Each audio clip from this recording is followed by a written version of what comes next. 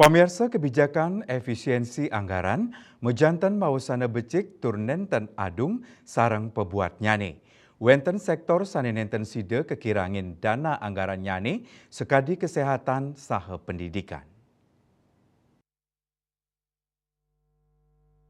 Rengkuentenan kebijakan Presiden ngenenin efisiensi anggaran poli penampen saking baga pendidikan, silit tunggilnyane Profesor Ketut Sude. Dane mausang wenten sektor sanen enten side kakirangin dana anggaran nyani sekadi kesehatan saha pendidikan. Anggaran ring bidang pendidikan mejanten pacang mawasana majang kualitas pendidikan. Yening anggaran pendidikan kakirangin mejanten side dados piambeng untuk ngawentuk sumber daya manusia unggul. Lianan punike mawasana kaon majang panglimbakan pendidikan ring gala pungkuran. Yening beasiswa kakirangin mejanten side mawasana kaon majang tingkat pendidikan siswa sanetuare.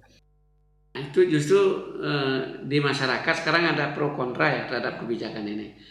Di satu sisi memang penggunaan anggaran secara efektif itu akan bagus, tetapi di sisi lain ada kemungkinan dengan dipotongnya anggaran di berbagai sektor itu akan berdampak pada kualitas dari pelaksanaan kebijakan-kebijakan yang berkaitan dengan pemotongan itu kan gitu ya.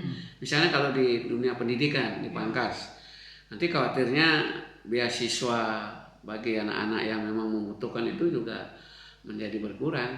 Akibat dari itu bukan tidak mungkin ke depan pembentukan sumber daya manusia yang unggul itu akan menjadi terkendala. Kan ini menjadi persoalan. Selain itu dengan adanya pemotongan anggaran terutama di sektor-sektor vital seperti pendidikan misalnya, itu akan berdampak pula terhadap pengembangan pendidikan ke depan.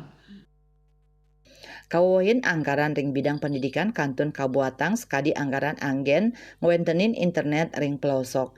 Pemargi puniki pinaka pahan utama tur mabuat pisan dados kenah melajah ring tengahing panglimbakan teknologi. Desak Aryani Bali TV.